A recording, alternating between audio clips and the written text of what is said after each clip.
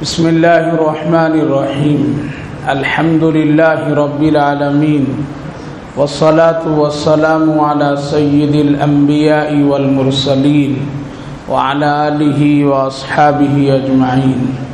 بزرگوں اور دوستوں، تھوڑی دیر تشریف رکھیے انشاءاللہ سورہ مزمل، سورۃ المدثر اور اس سے متعلق بہت ساری باتیں اور مسائل آپ کو سننے کو ملیں گے۔ آج یہ ایسے ہی بھی تیسری رات کہلاتی ہے جو کچھ رجوع ہونے والی یہ راتیں اور عمل کی دعوت یہ راتیں دیتی ہے، اس لیے تھوڑا سا اگر سن لے عمل کے لیے اگر کافی ہو جائے تو یہی بہت ہے۔ اور اب تو ماشاءاللہ 29واں جز آج مکمل ہو گیا ہے، 30واں جز صرف رہا ہے۔ یہ جو ختم قرآن کے نام سے ہم اور آپ جانتے ہیں، اس حساب سے 30واں جز اب باقی رہ گیا ہے۔ انشاءاللہ یہ بھی حصہ اللہ تعالی ہم سبوں کو سننے اور پڑھنے کا موقع عطا فرمائے اور اللہ قبول فرمائے۔ کل جو بات چل رہی تھی سورۃ الجمعہ سے متعلق، اس کی آخری چند آیتیں تھیں جس میں اللہ تعالیٰ نے جمعہ کی اہمیت، اذان کی اہمیت اور اس سے بہت ساری متعلق مسائل پر بات ہو رہی تھی۔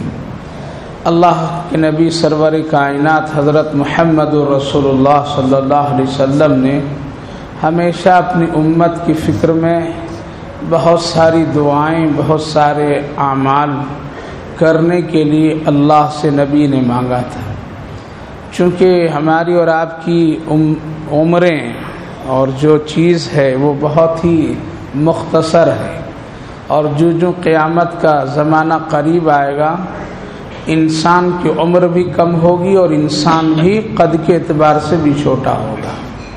پہلے کے لوگ بہت لمبے ہوتے تھے، پہلے کے لوگ جسم جثہ کے اعتبار سے بہت ہیکل قسم کے ہوتے تھے اور ان کی قد و قامت بہت اونچے اور ان کا ہاتھ مضبوط لمبے قد کے ہوتے تھے۔ جو عمریں بھی کم ہوتی گئی تو ساتھ ساتھ قد بھی کم ہوتا گیا۔ چھوٹے قد کے لوگ قیامت کے قریب ہوں گے تو ہم لوگوں سے بھی چھوٹے ہوں گے، ان کی قد بہت چھوٹی چھوٹی ہوگی، عمر بھی کم ہوگی اور ان کا رہن سہن بھی آہستہ آہستہ بہت ہی مختصر ہوتا جائے گا، اور یہی علامتیں ہوگی قیامت کی کہ انسان کی قد، ان کی عمر چھوٹی اللہ کر دے گا۔ تو نبی اکرم صلی اللہ علیہ وسلم بہت فکر میں رہتے تھے کہ میری امت کی عمریں بھی کم ہے، اور پھر بہت ساری ایسی جگہیں ہیں جہاں پر اللہ نے ان جگہوں پر آنا اور پھر وہاں آ کر کے نماز پڑھنا، دعائیں کرنا، اس پر بہت بڑا اجر اور ثواب اللہ عطا فرماتا ہے۔ مثال کے طور پر میں اگر کوئی آدمی بیت اللہ شریف حرم پاک میں جا کر نماز پڑھے تو 1,00,000 کا ثواب ملتا ہے۔ مدینہ طیبہ مسجد نبوی صلی اللہ علیہ وسلم میں نماز پڑھے تو 50,000 کا ثواب ملتا ہے۔ بڑی کوئی جامع مسجد ہو وہاں اگر نماز پڑھے تو 25,000 کا ثواب ملتا ہے۔ جہاں جماعت بڑی ہوتی ہو وہاں نماز پڑھے تو اس کا ثواب کچھ اور ہے۔ تو حرم پاک بیت اللہ شریف میں یہ نمازیں کیوں بڑھ گئی اتنی، جبکہ وہاں بھی 4 رکعت اور وہاں بھی یہی سارے قرآن کی آیتیں لوگ پڑھتے ہیں، لیکن وہاں خاص کر 2 چیزیں ہیں۔ ایک تو بیت اللہ شریف ہے، وہ مقدس جگہ ہے، وہاں دعائیں قبول ہوتی ہے، وہاں پر عمل آدمی بہت ہی مخلصانہ عمل کرتا ہے۔ یہ ساری چیزوں کی وجہ سے وہاں کی نیکیاں بڑھ جاتی ہے، تو وہاں ہر آدمی تو نہیں پہنچ سکتا ہے۔ اللہ کے رسول صلی اللہ علیہ وسلم کو ایک فکر ہوئی، میری امت کا ایک بہت بڑا ایسا طبقہ ہوگا جو یہاں نہیں آ سکتا ہے اور یہاں کا وہ ثواب نہیں حاصل کر سکتا ہے، بہت سارے لوگ ہوں گے عمرہ کرنا چاہیں گے لیکن ان کے پاس وسائل نہیں ہوگا، وہ عمرہ نہیں کر سکتے، اور عمرہ کر کے عمرہ کا وہ ثواب حاصل کرنا چاہیں گے لیکن وہ نہیں کر سکتے، حج کرنا چاہیں گے لیکن وسائل نہ ہونے کی وجہ سے وہ حج نہیں کر سکیں گے، تو کیسی میری امت کو وہ چیزیں حاصل ہو؟ تو اللہ کے رسول صلی اللہ علیہ وسلم نے فرمایا تھا ہاں اللہ سے میں کچھ مانگوں گا اور اللہ اس کا ذریعہ بنائے گا، تو ایک انہی میں سے کی عمل کہ جو آدمی جمعہ کے دن سب سے پہلے اذان ہوتے ہی صف اول میں آ گیا تو اللہ کے پیغمبر حضرت محمد الرسول اللہ صلی اللہ علیہ وسلم ارشاد فرماتے ہیں کہ اللہ تعالیٰ اس کو ایک عمرہ کا ثواب عطا فرمائے گا، عمرہ کا ثواب عطا فرمائے گا۔ اب ایسا کوئی نہیں سوچ لے جیسے بہت سارے لوگ سوچ لیتے ہیں کہ اچھا چلو پہلی صف میں پہنچ جائیں گے ہم عمرہ کرنے والے ہو جائیں گے۔ عمرہ کرنا الگ ہے، ثواب کا حاصل ہونا الگ ہے۔ ایک آدمی حج کر لیتا ہے لیکن کچھ بھی نیکی نہیں ملتی ہے، ایک آدمی پورا عمرہ کر لیتا ہے نیکی اس کو نہیں ملتی ہے۔ اسی طرح سے فرق سمجھیے، عمرہ کرنا الگ چیز ہے اور عمرہ کا ثواب ملنا الگ چیز ہے۔ لہذا اگر کوئی آدمی ایسا عمل کر لیا جمعہ کے دن میں تو اللہ تعالیٰ اس کو ثواب اس طرح کا اس کے نام اعمال میں لکھ دیتا ہے۔ یہ صرف اس لیے میرے آقا حضرت محمد الرسول اللہ صلی اللہ علیہ وسلم نے اپنی امت کے لیے یہ راہیں کھول دیے تاکہ عمر کم ہو لیکن نیکیاں بڑھ جائیں، ان کی نیکیاں بڑھ جائیں۔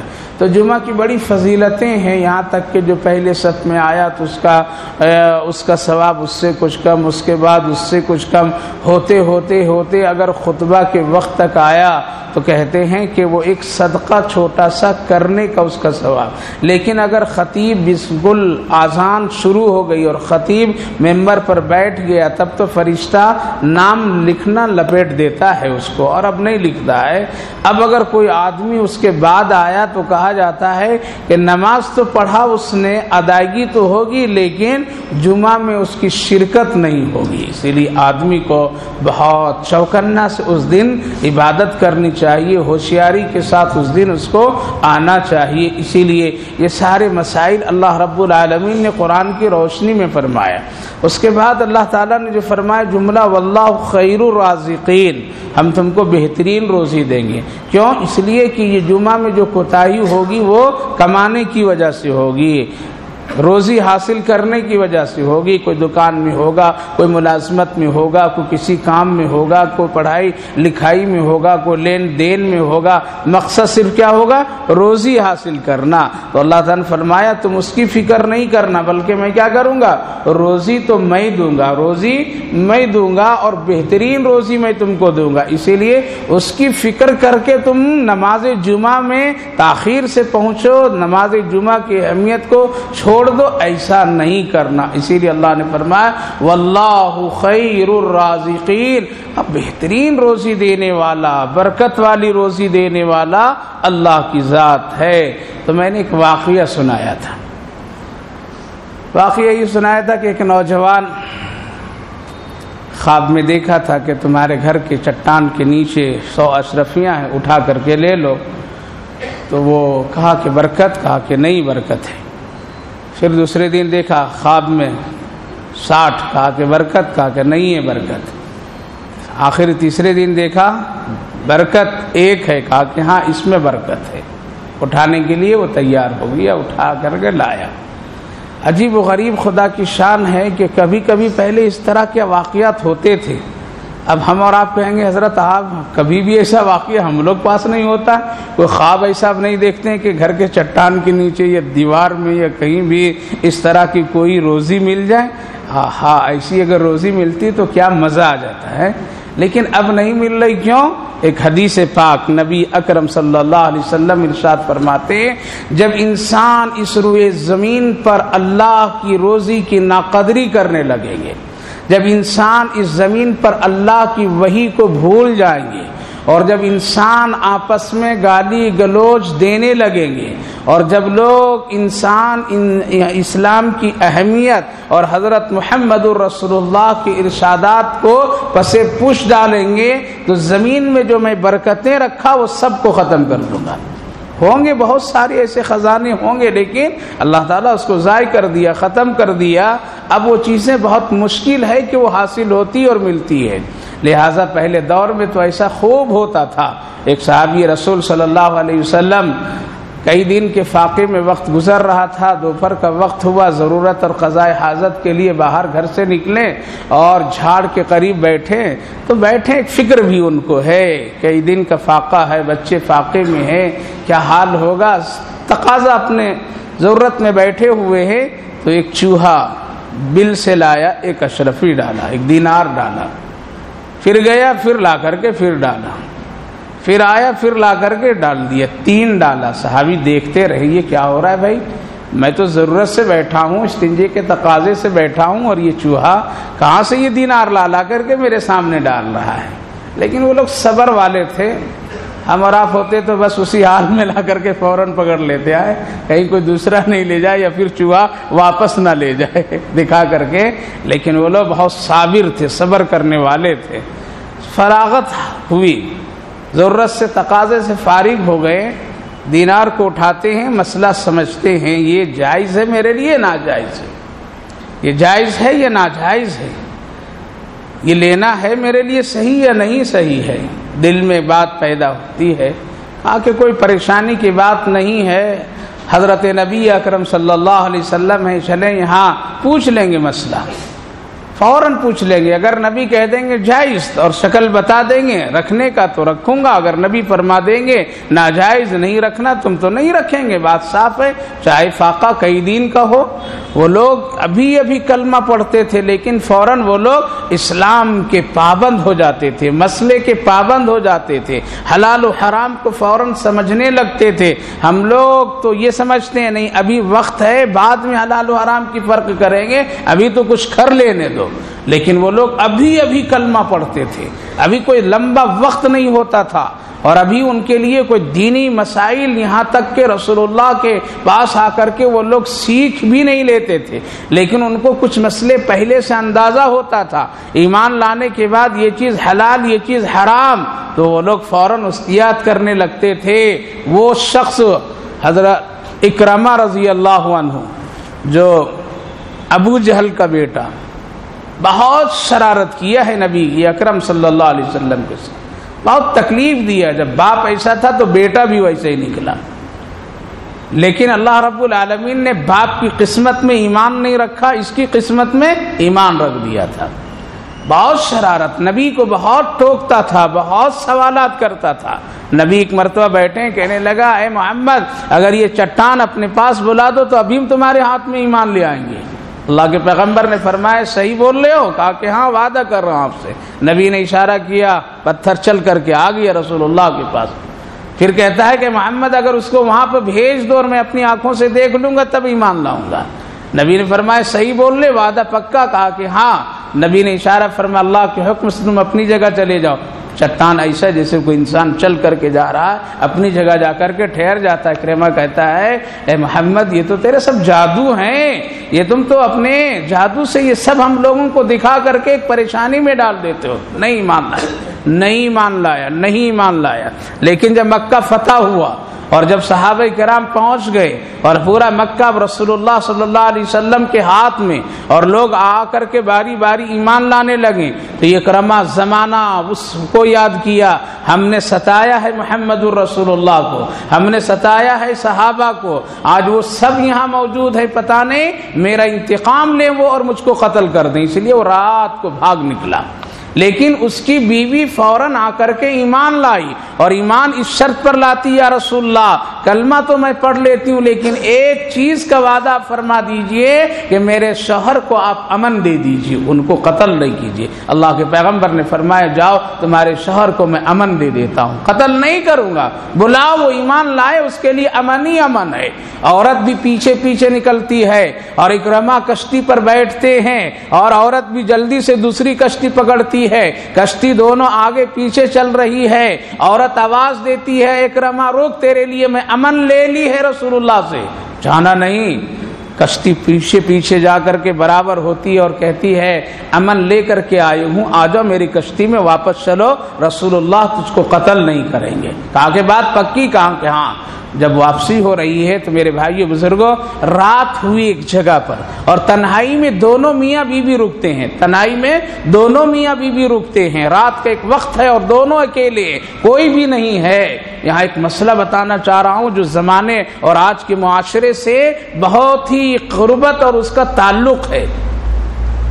اکرمہ شوہر ہے اور ان کی بیوی ہے، لیکن یہ مسلمان ہو چکی ہے، یہ ایمان لا چکی ہے، لیکن اکرمہ ابھی مسلمان نہیں ہوئے ہیں۔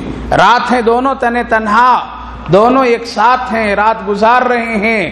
اکرمہ کہنے لگا کہ میں تم سے اپنی ضرورت اور تقاضا پورا کرنا چاہتا ہوں۔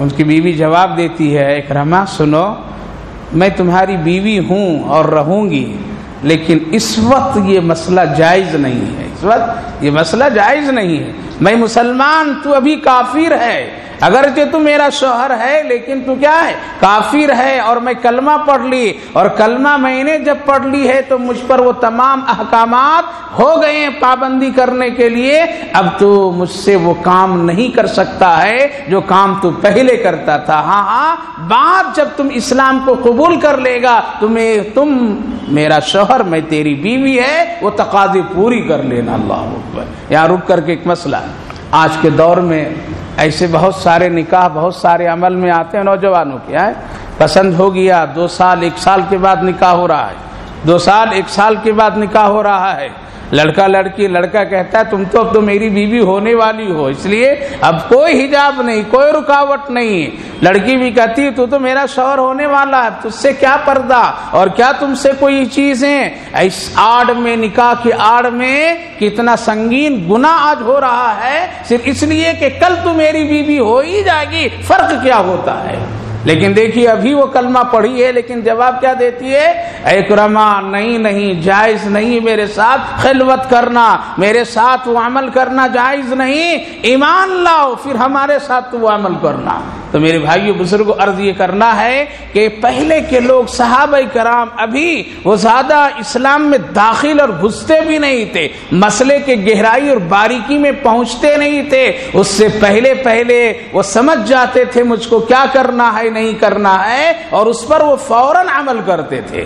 صحابی رسول صلی اللہ علیہ وسلم اٹھا کر کے 3 دینار لے کر کے جاتی ہے، رسول اللہ واقعی ایسا ہے، چوہا بل سے لا کر کے میرے سامنے 3 دینار رکھ دیا، کیا کروں، اس کا استعمال جائز ہے یا ناجائز ہے؟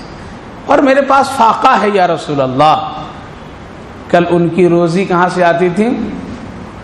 بل سے آتی تھی۔ ہماری اور آپ کی روزی کہاں جاتی ہے؟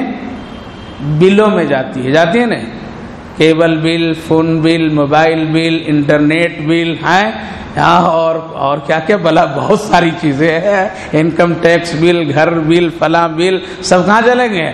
درما آتے ہی سب بلوں میں چلا گیا۔ کچھ تو جائز بلوں میں جاتا ہے اور کچھ ناجائز بلوں میں جاتا ہے، کچھ ناجائز بلوں میں جاتا ہے۔ جائز میں اگر جا رہا ہے تو وہ ثواب ہے، اچھا ہے، لیکن ناجائز بلوں میں چلا جا رہا ہے تو میرے بھائیو بزرگوں سوچنے کی ضرورت ہے، ان بلوں کو بند کرو۔ کیا کرو؟ ان بلوں کو بند کرو، روزی میں برکتیں آ جائے گی۔ اور اگر ان بلوں کو کھولے رکھا، آؤ کیبل بل، آ جاؤ سب نہیں، ابھی تو 3 چینل تھے، ٹھیک نہیں لگ رہا ہے بچے لوگوں کو، اور ابھی ذرا منورنجن ٹھیک نہیں ہو رہا ہے، اس لیے کیا کریں، نہیں وہ بھی چینل لگا لیتے، ایک اور بل آ گیا ہے، ایک اور بل بڑھ گیا۔ تو میرے بھائیو بزرگوں ان کی روزی چوہا اپنے بل سے لا کر کے دیتا تھا، نیتیں پاک تھی، یقین ان کا صحیح تھا، اور ہماری ساری روزی بلوں میں غلط جگہوں میں چلی جاتی ہے۔ اللہ ہم سب کی حفاظت فرمائے۔ اللہ کے پیغمبر نے فرمایا، او میرے صحابی یہ تیرے لیے جائز ہے، خدا تجھے برکت کی روزی زمین سے لا کر کے دلوایا ہے، اور یہ چوہا خود نہیں لا رہا تھا بلکہ اللہ زمین سے تجھے پہنچوا رہا تھا۔ اللہ خیر الرازقین، اللہ بہترین روزی دینے والا۔ روزی کے چکر میں تمہاری نمازیں چھوٹ جائے، روزی کے چکر میں تم نماز جمعہ کو ترک کر دو، روزی کے چکر میں تم اذان کے احترام نہ کرو، روزی کے چکر میں تم کبھی صبح لا الہ الا اللہ کا ورد نہ کر سکو، روزی کے چکر میں تو 100 مرتبہ 200 مرتبہ نبی اکرم پر درود نہ پڑھ سکو، تو پھر ہو کس کام کے مسلمان؟ ہے کس کام کے مسلمان؟ نوجوان کہتا ہے بیگم اٹھا لاؤں، کہا کہ اٹھا لو تیری مرضی، اس لیے آج تو 1 ہی دینار اٹھا کر کے لایا، خوشی سے کہا کہ بتاؤ کیا کھائے گی آج؟ جا رہا ہوں میں بازار۔ ایک اشرفی ہے، اور اس دور اور زمانے میں اشرفی ایک تو بہت ہوتے تھے، اب تو پیسوں کی قدر و قیمت بھی نہیں ہے، نہ آنے کی نہ جانے کی، دونوں بالکل سسٹم ایسا ہو گیا ہے، نہ آنے کا راستہ پتہ چلتا ہے نہ جانے کا پتہ چلتا ہے۔ تو وہ قدر و قیمت کرنے والے تھے۔ نوجوان گیا، جا کر کے ایک مچھلی خریدا۔ کیا خریدا؟ خوشی سے لایا، بیوی کو پیش کیا، لو آج اللہ نے بہت دن کے بعد میں روزی دیا ہے، کھاؤ، خوشی مناؤ، یہ اللہ کی نعمت ہے۔ لہٰذا بیوی مچھلی کو کاٹتی ہے تو اس سے ہیرے کے دانے نکلتے ہیں۔ ہیرا کہاں ہوتا ہے؟ شیواجی نگر کے چوک پر۔ ہیرا اللہ موتی کہاں رکھا ہے؟ جواہر زمرد کہاں رکھا ہے؟ سمندر میں۔ مچھلیاں کہاں رہتی ہے؟ سمندر میں، وہاں رہتی ہے۔ اللہ کے نبی فرماتے ہیں تم زمین پر بھوکا رہتا ہے، روزہ رکھتا ہے، سمندر کے گہرائی میں مچھلیاں روزے داروں کے لیے دعا کرتی ہیں۔ خبر ہے میرے رب کو، اللہ خبر دے رہا ہے، اس پر لگا دیا ہے فرشتوں کو، حکم دو یہ یہاں دعا کریں گی۔ ہمارے بندے خشکی پر روزہ رکھ رہے ہیں، تم یہاں دعا کرو، ہم یہاں افطار کرتے ہیں، وہ پانی میں ہمارے تیرے لیے دعائیں کرتی ہے۔ اس لیے اللہ نے حکم دیا، اشرفی تو ایک ہے لیکن ہم اس کو دیکھو کیسے بڑھاتے ہیں۔ مچھلی کو کاٹتی ہے عورت اور شوہر دیکھتا ہے، اور ہیرے جواہرات اس کے پیٹ سے موتیاں نکلتی ہیں، پھر زمانے بھر کھاتا ہے۔ بتاؤ یہ برکت ہے یا حرکت ہے؟ یہ ہے برکت۔ برکت اس کو کہتے ہیں کہ اللہ اس کے لیے اسباب کو کھول دے۔ لایا ابھی 100 روپے کے کاروبار کیا، اللہ بڑھایا اس کو، بڑھاتا گیا۔ اتنی ایسے مثالیں ہیں جو ٹھیلے پر گھوم کر کے 2 پیسے بیچتے تھے، آج کروڑ پتی ارب پتی بنے ہوئے ہیں۔ پتہ نہیں کب اللہ سے وہ مانگا ہے اور کون سی اس کو دعائیں لگ گئی ہے اور برکت کا دانہ اس میں کب پڑ گیا ہے۔ اسی لیے میرے بھائیو بزرگوں، اللہ رب العالمین نے سورۃ الجمعہ میں اس کا وعدہ فرمایا، واللہ خیر الرازقین، بہترین روزی کون دینے والا؟ اللہ دینے والا۔ تم یقین کبھی نہ کمزور کرو، یقین کبھی بھی نہ تم چھوڑو۔ اگر وہ دینے پر آئے گا 7 سمندر پار لے جا کر کے دے گا، اور اگر نہ دینے پر آئے وہاں لے جا کر کے بھی محروم کر کے لا کر کے اپنی جگہ رکھ دے گا۔ واللہ خیر الرازقین۔ لیکن اس کی وجہ سے نماز جمعہ میں کوتاہی نہیں کرنا، اس کی وجہ سے نماز جمعہ کے تم اس کی اہمیت کو مت چھوڑنا، اس کی پابندی سے ادا کرنا۔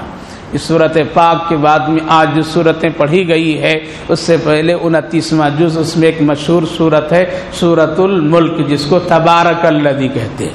تبارک الذی، اس سورت پاک کے نام سورۃ الملک بھی ہے، اور ساتھ ساتھ نبی نے فرمایا سورۃ النجا بھی ہے، یعنی نجات دلانے والی سورت۔ کہاں نجات دلانے والی؟ اللہ کے حبیب فرماتے ہیں کہ اگر کوئی آدمی اپنے مردے کے نام سے 1 مرتبہ صبح اگر پڑھ کر کے اصالِ ثواب کر دیا تو اللہ تعالیٰ اس مردے کو دین بھر قبر سے عذاب میں نجات عطا فرماتا ہے۔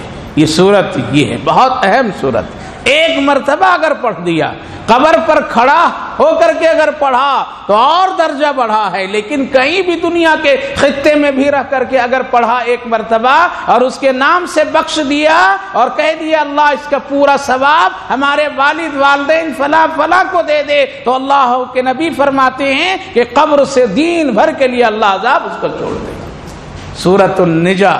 حضرت حکیم الامت مولانا اشرف علی تھانوی رحمۃ اللہ علیہ لکھتے ہیں، جو آدمی بہت قرضے میں مبتلا ہو، ادائیگی کی کوئی شکل نظر نہیں آتی ہو اور بہت اس کے لیے مشکلات ہو اور دروازے بند ہو، ایسے آدمی کو چاہیے 41 مرتبہ سورۃ الملک رات میں تلاوت کرے اور ہر سورت کے شروع میں بسم اللہ پڑھے اور 41 مرتبہ پڑھ کر کے 7 مرتبہ درود شریف پڑھے، اللہ سے دعا کرے، بہت جلد اللہ تعالیٰ تعالیٰ اس کے وسائل کو کھول دیں گے، اس کے راستے کو کھول دیں گے۔ راستے کھولنے کے دو شکل ہے، قرضہ جس سے لیا ہے چاہے اس کے دل میں نرمی ڈال دے، معاف کر دے، چاہے لینے والے کو اور دینے والا مہلت دے دے، یہ ساری شکلیں ہو، یہ اللہ تعالیٰ خود کو غیب سے انتظام فرما دے جو وہ آدمی وقت پر اس کی ادائیگی کر لے۔ اور آگے فرماتے ہیں اگر دنیا میں اس کا نہیں مسئلہ حل ہو پایا اور لینے والا نہیں دے پایا اور اس کی ادائیگی نہ کر سکا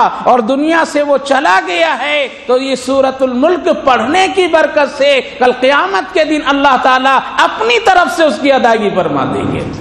اسی لیے فرمایا سورۃ النجاۃ، نجات دلانے والی یہ سورت ہے۔ اللہ رب العالمین نے اس میں موت و حیات کا ذکر فرمایا، اس لیے وقتاً فوقتاً اس کو پڑھا کیجئے اور اپنے مرحومین کے لیے مغفرت کا توشہ پیش کیجئے، بھیجئے، وہ ہمارے اور آپ کی دعاؤں کے منتظر ہیں۔ آگے ایک سورت آئی سورۃ القلم۔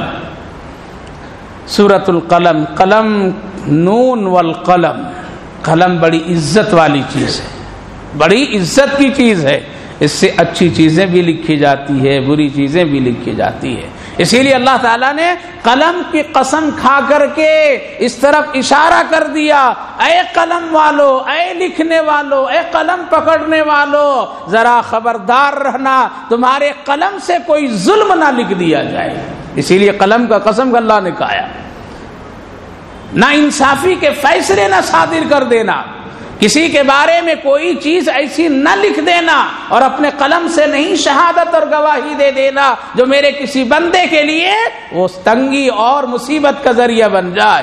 اسی لیے اس کے لیے بہت قلم کا استعمال بہت ہی سوچ سمجھ کر کے آدمی کو کرنا چاہیے، کہاں لکھنا ہے، کہاں نہیں لکھنا ہے، کس چیز کے بارے میں کیا لکھنا ہے، کیا نہیں لکھنا ہے، یہ سوچ کر کے لکھنا چاہیے۔ اسی لیے قلم کی قسم کھا کر کے صاحب قلم یعنی قلم والوں کو، جو لوگ لکھنے پڑھنے کے معاملے میں ہیں، وہ ذرا ہوشیار رہیں کہ ہمارے قلم سے کوئی گستاخی نہ ہو جائے، شریعت میں کوئی فرق نہ آ جائے، قرآن کے خلاف کبھی نہ چلے، صحابہ کے تقدس کے خلاف نہ چلے، کسی انسان کے لیے میرا قلم کوئی باعث تنگی اور پریشانی کا ذریعہ نہ بن جائے، ہے نا۔ یہ قلم ہی بہت بڑی چیز ہے۔ سلمان رشدی، تسلیمہ نسرین کیا کی ہے، کیا کی ہے وہ لوگ، یہی تو کی اپنے قلم سے دین کے خلاف لکھ دیا، اپنے قلم سے قرآن کی توہین لکھ دیا، اپنے قلم سے ان لوگوں نے حضرت محمد الرسول اللہ اور ازواج مطہرات کے خلاف لکھ دیا۔ کیا ہے آج اللہ اس کو اگرچہ دنیا کے اعتبار سے ایک امن دیے ہیں کوئی غیر لوگ، لیکن پھر بھی دل سے اس سے پوچھو تجھے دنیا میں سکون اور چین نہیں ہے، یہاں تو ہے ہی نہیں ہے، مرنے کے بعد بھی نہیں ہے۔ یہ عمل کیسے ہوا؟ قلم سے ہوا۔ اسی لیے ہمیشہ آدمی کو قلم کو آدمی بہت سوچ سمجھ کر کے استعمال کرنا چاہیے۔ جیسے زبان کے بارے میں اللہ نے فرمایا، اللہ کے نبی نے فرمایا زبان ٹھیک ٹھاک استعمال کرنا، ایسے ہی سورۃ پاک میں قلم کی قسم کھا کر کے اللہ نے بتایا قلم کو بھی ٹھیک استعمال کرنا۔ ایک شخص نے حضرت امیر المومنین عمر فاروق رضی اللہ عنہ کی شان میں ایک کتاب لکھا، اتنی اچھی کتاب، بڑی شاندار کتاب، بہت عمدہ کتاب، لیکن لکھا خوب، شروع میں خوب اچھا اور تعریفیں کیا، آخری صفحے میں جا کر کیا لکھتا ہے، کبھی کبھی حضرت عمر اپنے عدل میں چپ کر جاتے تھے، بس اتنی سی بات لکھ دیا۔ کیا ہو گیا؟ عمدہ 400 صفحات کی کتاب، لیکن آخری ورق میں کیا لکھتا ہے، حضرت عمر رضی اللہ عنہ سے کبھی کبھی عدل و انصاف میں ذرا سا چک ہو جاتا تھا، جس کی بنیاد پر میں دین اور شریعت اور سنت سے ہٹ کر کے اپنی رائے پر کوئی فیصلہ فرما دیتے تھے۔ اللہ اکبر۔ یہ ہے وہ قلم کی جرم، یہ ہے وہ قلم کا نتیجہ کہ اپنے قلم کو صحیح استعمال نہیں ہونے دیا۔ اللہ فرمایا نون والقلم وما یسطرون۔ اللہ آگے فرمایا انک لعلی خلق عظیم، اے پیغمبر، اے میرے محبوب، آپ کو ہم دنیا کے سارے لوگوں میں سب سے عظیم اخلاق دے کر کے پیدا کیے ہیں، آپ جیسا کوئی اخلاق مند نہیں۔ آپ جیسا کوئی سچ بولنے والا نہیں، آپ جیسا کسی کے اور آپ جیسا کوئی عمل کرنے والا دنیا میں نہیں، آپ بہت با اخلاق ہے اور اتنے باعظیم اخلاق مند ہیں کہ جس کا ذکر اللہ نے قسم کے ساتھ میں کہا ہمارے نبی حضرت محمد الرسول اللہ سے بڑھ کر کے کوئی اخلاق مند ہو ہی نہیں سکتا ہے۔ انک لعلی خلق عظیم، بہت با اخلاق، بہت با اخلاق۔ یہ تو کم بڑی بات ہے، بہت مرتبہ سنتے رہتے ہیں بڑھیا کوڑا ڈال رہی ہے نبی پر، اور ایک دن بڑھیا بیمار ہو جاتی ہے تو نبی رک کر کے پوچھتے ہیں کہاں ہے وہ بڑھیا؟ کانٹے بچھا دیتی تھی بڑھیا، ادھر سے گزریں گے تو نبی کے پیر میں چبھے گا، تو بڑھیا کو پوچھتے ہیں جا کر کے کیا ہوا آج میرے سر پر کوڑا نہیں ڈالی؟ بڑھیا بھی پریشان ہو جاتی، اللہ جس کے اوپر روز ڈالتی ہوں بیمار ہو گئی، کوئی مکہ والا پوچھنے نہیں آیا، یہ پوچھنے آیا۔ یہ کیا ہے؟ اخلاق ہے۔ کانٹے پر نبی چل جاتے تھے۔ حضرت مولانا مناظر حسن صاحب گیلانی رحمت اللہ علیہ لکھتے ہیں بڑی پیار بھری بات۔ کیا لکھتے ہیں؟ کسی نے پوچھا حضرت نبی کانٹے پر چلتے تھے تو کانٹا پیر مبارک میں چبھتا نہیں تھا کیا؟ جواب دیے بیٹے نبی کے قدم مبارک میں چبھتا نہیں تھا بلکہ وہ کانٹے سارے نبی کے قدموں کو چومتا تھا۔ یہ ہے محبت کی جملے، محبت کے جملے۔ چوبنا دور کی بات ہے، وہ چومتے تھے۔ نبی اکرم صلی اللہ علیہ وسلم کی خدمت میں ایک یہودی آتا ہے اور آ کر کے کہتا ہے محمد میں تیرا مہمان ہوں، آج رات کا وقت ہے۔ اللہ کے پیغمبر صلی اللہ علیہ وسلم نے کہا ٹھیک ہے میرا تیرا میزبان تو میرا مہمان۔ اخلاق دیکھو نبی کا، اللہ نے ذکر فرمائے، مفسرین کرام نے یہاں پر اس کی تشریح فرماتے ہوئے لکھتے ہیں اللہ کے پیغمبر نے فرمایا ہاں ہاں تو میرا مہمان میں تیرا میزبان، آؤ۔ کہا کہ کھانا پھر کھلائیے۔ نبی گئے تو بہت مختصر کھانا تھا، لا کر کے جلدی دستر پر لگا دیے، آؤ میرا مہمان بیٹھو کھانا کھاؤ۔ نبی بیٹھ گئے، اب وہ کھانا شروع کیا تو پورا کھانا کھاتا نہیں تھا، کچھ ادھر گرایا کچھ ادھر گرایا کچھ ادھر گرایا۔ نبی کا دسترخوان ہے۔ حضرت عمر رضی اللہ عنہ ٹوکیں یا رسول اللہ یہ بہت بدتمیز لگ رہا ہے، آیا بھی تو سلام بھی نہیں کیا تھا، سیدھے کہہ دیا میں تیرا مہمان ہوں۔ آیا اس وقت میں بھی اس کے پاس ادب و احترام نہیں، اور تلوار لے کر کے آیا ہے آپ کے پاس، لگ رہا یہ کچھ شرارت کرے گا، اسی لیے یا رسول اللہ ذرا پوچھ لیجئے کہاں سے آیا ہے، کیا اس کا مقصد ہے، کیا اس کی کیفیت ہے۔ اللہ کے پیغمبر فرماتے ہیں عمر خاموش رہو، اس نے کیا کہا؟ میں آپ کا مہمان لہذا میں اس کا میزبان۔ مہمان کبھی میزبان کے ساتھ غداری نہیں کرتا ہے، اس لیے یہ میرا مہمان ہے۔ یہ کون فرما رہے؟ رسول اللہ صلی اللہ علیہ وسلم۔ ٹکڑے ٹکڑے کر دیتا، کھاتا کم ہے ٹکڑا ٹکڑا کر دیتا ہے، پھینکتا ہے، گراتا ہے، جیسے آج کل ہم لوگ گرا دیتے ہیں نا دسترخوان پر۔ عجیب و غریب ہمارے بزرگوں نے تربیت فرمائی۔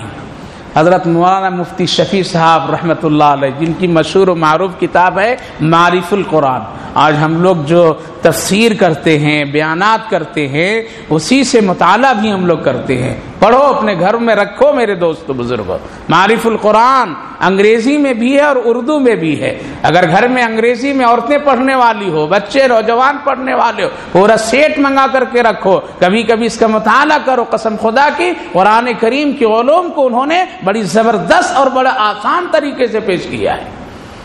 تو فرماتے ہیں ایک مرتبہ ہمارے بڑے استاد حضرت مولانا اصغر علی صاحب تھے دیوبند میں، آج ان کے نام سے ایک مدرسہ اصغریہ ہے دیوبند میں۔ کہا کہ کھانا کھانے کے لیے مہمان بیٹھے، ہم بھی بیٹھے ہیں، تو کھانے پر سب لوگ بیٹھے، کھانے سے فارغ ہوئے تو حضرت نے حضرت سے کہا کہ حضرت میں دسترخوان اٹھا دوں؟ تو حضرت کہنے لگے ارے شفیع تم کو دسترخوان اٹھانا بھی آتا ہے؟ اللہ اکبر، تم کو دسترخوان بھی اٹھانا آتا ہے؟ وقت کا مفتی اعظم، وقت کا مفتی اعظم، دارالعلوم دیوبند کا مفتی اعظم، بڑے استاد جو اتنی شاندار کتاب لکھے ہیں، اللہ اکبر، کوئی ٹکر اس کی مثال نہیں ہے اس کتاب کی۔ اس کو کیا فرما رہے حضرت؟ ارے شفیع تم کو دسترخوان بھی اٹھانا آتا ہے؟ کہا کہ ہاں حضرت اٹھانا آتا ہے۔ اگر ہم لوگ سے کوئی کہے دسترخوان اٹھانا تھا، ہاں اٹھانا آتا ہے، کیا ادھر سے ایک پکڑا ادھر سے ایک پکڑا لپٹا پیکا سب ڈال دیا ہے، یہ ہے نا دسترخوان اٹھانے کے، یہی تو کرتے ہیں ہم لوگ، اس کے علاوہ اور کیا کرتے ہیں اس کے علاوہ؟ لیکن دیکھو میرے بھائی بزرگوں، ہمارے بزرگوں نے سنت کو سمجھے تھے، ہم لوگ سمجھے نہیں ہیں، ہم لوگ سنت کو نہیں سمجھے۔ ہاں کون سا سنت سمجھے؟ نہیں، کھانے کے بعد میٹھا کھانا سنت ہے نا حضرت، بڑے بڑے مفتی یہاں فیل ہو جائیں گے۔ اور یہ مفتی سب تیار ہو جائیں گے میٹھا کھانا سنت ہے لیکن دسترخوان کیسے اٹھانا سنت ہے یہ نہیں پتا ہے. اچھے اچھے علماء کو نہیں پتا ہے, نہیں پتا ہے. ہم لوگ بھی اس سے نہ پڑھیں تب دیکھ رہے ہیں لیکن اب تک ویسا نہیں اٹھائے. ایسی کوئی تعریف اپنی رہے گا, ہم لوگ بھی اب تک اس طرح دسترخوان نہیں اٹھائے. اللہ اکبر. بڑے مفتی وقت کو پوچھتے ہیں تم کو دسترخوان اٹھانا آتا ہے؟ کہا کہ ہاں حضرت اٹھانا آتا ہے. کہا کہ پہلے بتاؤ کیسے اٹھاؤ گے؟ کہا کہ ادھر سے پکڑوں گا, ادھر سے پکڑوں گا, ادھر سے پکڑوں گا اور پکڑ کر اٹھا کر کے جب سب جا کر کے کنارے کہیں ڈال دوں گا. کہا کہ جاؤ ابھی تم کو آتی نہیں ہو دسترخوان اٹھانا, تم کو دسترخوان نہیں اٹھانا آتا ہے, دسترخوان تجھے ابھی اٹھانا نہیں آتا, کہیں سیکھو جا کر کے. اللہ اکبر. وقت کا مفتی اعظم. آج کسی بڑے عالم سے کہہ دیجئے آپ ذرا دسترخوان اٹھا دیجئے, کہے گا اچھا اسی لیے بلایا تھا ہم کو, اچھا بتا دیجئے, تو وہ بھی کہے گا اچھا مسئلہ پوچھ رہے ہیں یہی کام کے لیے. لیکن دیکھیے وقت کا مفتی اعظم سے کیا کہتے ہیں حضرت. کہا تم کو اٹھانا نہیں آتا ہے, تو وہ کہا کہ بیٹے اب دیکھو میں اٹھا کر کے دکھاتا ہوں. یہ ہے سنت اور یہ ہے طریقہ دسترخوان اٹھانے کا. کیا ہے؟ حضرت لکھتے ہیں کہ حضرت نے میرے آنکھوں کے سامنے دسترخوان اٹھاتے ہیں, اس میں روٹی کے ٹکڑے ہیں, اس میں چاول کے دانے ہیں, اس میں گوشت لگی ہوئی ہڈیاں بھی ہیں. کچھ ایسی ہڈیاں ہیں جس میں بالکل گوشت نہیں ہے, کچھ نہیں ہے. کچھ ایسی روٹیاں ہیں جو قابل استعمال ہے, کچھ ایسی روٹیوں کے ٹکڑے ہیں جو قابل استعمال نہیں ہے. دسترخوان پر پڑا ہے. حضرت الگ الگ کرتے ہیں. جو قابل استعمال روٹیاں ہیں اس کو الگ کر دیتے ہیں, جو قابل استعمال روٹیاں نہیں اس کو الگ کر دیتے ہیں, جو دانے ادھر ادھر تھے اس کو ایک طرف کر دیتے ہیں, گوشت والی ہڈیوں کو ایک طرف کرتے ہیں, جو گوشت کے بغیر ہڈیاں تھی اس کو ایک طرف کرتے ہیں, اور الگ الگ کر کے ایک حصہ جو گوشت والی ہڈیوں والے اس کو ایک جگہ ڈالتے ہیں, جس میں ہڈیاں نہیں لگی گوشت نہیں اس کو الگ ڈال دیتے ہیں. ٹکڑے ٹکڑے روٹی کو اور چھوٹی کر کے ایک جگہ جا کر کے ڈالتے ہیں, اور دانے جو چاول وغیرہ کے تھے اس کو ایک جگہ جا کر کے ڈالتے ہیں. حضرت نے فرمایا دیکھو یہ ہے خوراک جناتوں کے, اس میں خوراک ہے کتوں کے, بلیوں کے, لہذا جس گوشت میں ہڈیاں لگی ہوئی ہے یہ کتے اور بلی آ کر کے اس کو کھائیں گے, ہمارے دسترخوان سے ان کو بھی پہنچنا چاہیے. اور جس میں گوشت میں ہڈیاں نہیں ہے یہ خوراک جناتوں کے ہے, وہ اٹھا کر کے لے جاتے ہیں اور پھر اس کو اس میں اللہ قدرتی طور پر میں اس کی غذا کو رکھتے ہیں, وہ لوگ اس کو استعمال کرتے ہیں. یہ روٹی کے جو چھوٹے چھوٹے ٹکڑا میں کنارے صاف ستھری جگہ پر ڈال دیا, یہاں سے کوئی پرندہ آئے گا اس کو اٹھا کر کے کھا لے جائے گا. اور یہ چھوٹے چھوٹے دانے دیکھو جہاں چوٹیوں کے بل اور سوراخ ہیں وہاں میں نے اس کو ڈالا ہے تاکہ میرے دسترخوان سے چوٹیوں کو بھی روزی پہنچ جائے. تب اللہ روزی میں برکت دیتا ہے. کب دیتا ہے؟ تب دیتا ہے جب ہمارے دسترخوان سے اللہ کی مخلوق کچھ فائدہ اٹھائے. اب تو ہم لوگوں نے نہ کھانا ہم کو آتا ہے, نہ کھلانا ہم کو آتا ہے, نہ دسترخوان کو ہم جانتے ہیں. اب دین بدین میرے بھائیو بزرگوں دسترخوان تو گھروں سے نکلتا چلا جا رہا ہے. کیا ہو رہا ہے؟ نکلتا چلا جا رہا ہے, نکلتا چلا جا رہا ہے. نہیں, اگر مجبوری ہے تو ٹیبل کرسی پر کھاؤ, کوئی حرج کی بات نہیں, جائز ہے اسلام میں. لیکن اگر کوئی مجبوری نہیں ہے تو روزانہ فیشن میں مت کھاؤ. کبھی کبھی اپنے بچوں کے سامنے زمین پر دسترخوان ڈال کر کے بیٹھ کر کے کھاؤ تاکہ یہ حضرت محمد رسول اللہ کی سنت زندہ رہے, لوگ سمجھیں کہ یہ میرے آقا کی سنت ہے. لیکن بلا وجہ جیسے آج کل مسجدوں میں بھی بلا وجہ کرسیوں پر بیٹھنے لگے نماز, بلا وجہ. اگر مجبوری ہے واقعتاً تو جائز ہے. پھر اس کے مسئلے بھی ہیں. کیا ہیں اس کے مسئلے بھی ہیں؟ پہلے مسئلہ سیکھیے کہ اگر مجبوری ہے تو کسی عالم سے مکمل طور سے کرسی پر نماز بیٹھنے کا طریقہ سیکھ لیجئے, تب بیٹھیے. اور اگر نہیں سیکھے ہوئے اور یہی دیکھے بیٹھ گئے تو نماز میں بہت گڑبڑیاں آ جائے گی. مثال کے طور پر میں کرسی پر بیٹھنے والے حضرات نماز پڑھنے کے وقت میں اگر پیر کو آگے پیچھے کرنے لگیں اور ٹیک لگا کر کے ذرا شاندار طریقے سے بیٹھنے لگیں تو یہ نماز میں خلل ہے, یہ طریقہ صحیح نہیں ہے. اگر کرسی پر بیٹھا ہے تو ایسے ٹیک نہیں لگانا نماز کی حالت میں, بلکہ سیدھا کھڑا ہونا, اس طریقے سے کمر کو سیدھی رکھنا اور اپنے دونوں دونوں پیروں کو زمین پر جمع کر کے رکھنا، رکوع سجدہ کی کیفیت میں پیر کو حرکت نہیں ہونے دینا، اور یہ اس وقت ہے جب واقعتاً تو بہت مجبور ہے، اٹھنا بیٹھنا تیرے لیے مشکل عمل ہے، تب تو یہ کرسیوں کو سہارا لینا، اور اگر نہیں ہے تو علماء کرام لکھتے ہیں نماز میں مشقت اختیار کرو، شاید کہ یہ تکلیف تجھے کل قیامت میں نجات دلا دے گی۔ لیکن شوق سے لوگ ذرا سے مجبوری ہو گئی تو اس کو استعمال نہیں بلکہ مشقت کرو، اس کے لیے حکم لکھا۔ پہلے دور میں کرسیوں کا نظام نہیں تھا تو کیا مسئلہ لکھا گیا تھا؟ لوگ پوچھتے تھے تو کیا مسئلہ لکھیں؟ فتوے کی کتابوں میں ہے مسئلہ یہ ہے کہ زمین پر چاروں جانو ہو کر کے بیٹھ کر کے نماز پڑھو۔ کیسے پڑھو؟ چاروں جانو ہو کر کے نماز سب میں پڑھو۔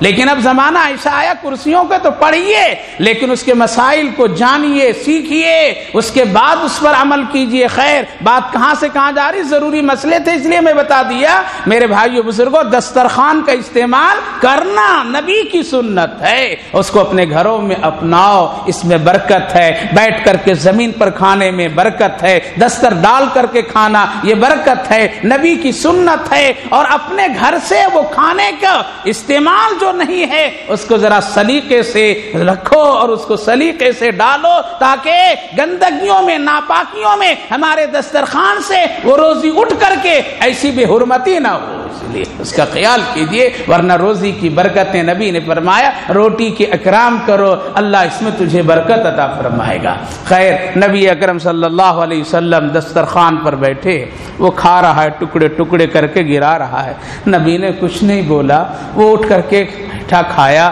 تو کہنے لگا محمد پیٹ تو بھرا نہیں، کچھ اور ہے تو لائیے۔ نبی اور اندر گئے اور لے کر کے آئے، تھوڑا سا اور کھایا، کھا کے ابھی بھی ذرا کھانے کے تقاضا ہے لیکن چھوڑو بس۔ نبی اکرم صلی اللہ علیہ وسلم اپنے ہاتھوں سے دستر کو اٹھا دیے، اٹھانے کے بعد کھانا پانی ہوا، کہنے لگا سونے کے لیے بستر دیجیے، ہم تھکے ہوئے ہیں۔ نبی نے کہا کہ آجا میرے حجرے پہ سو جا۔ نبی کا ایک ہی حجرہ، ایک ہی بستر۔ ایک یہودی آیا ہے، بد اخلاق ہے، بد کردار کی طرح لگتا ہے، اس کی زبان ٹھیک نہیں، انداز ٹھیک نہیں۔ اللہ کے پیغمبر نے اپنا محبوب بستر کیا کیا؟ اس کے حوالے کر دیا، یہ ہے بستر، رات میں آرام کرو تم اس پر۔ اللہ اکبر، وہ بستر جس پر حضرت جبریل آتے تھے، جس پر نبی بیٹھتے تھے، اللہ کا کلام اترتا تھا، اس بستر پر اللہ کے پیغمبر نے کیا کیا؟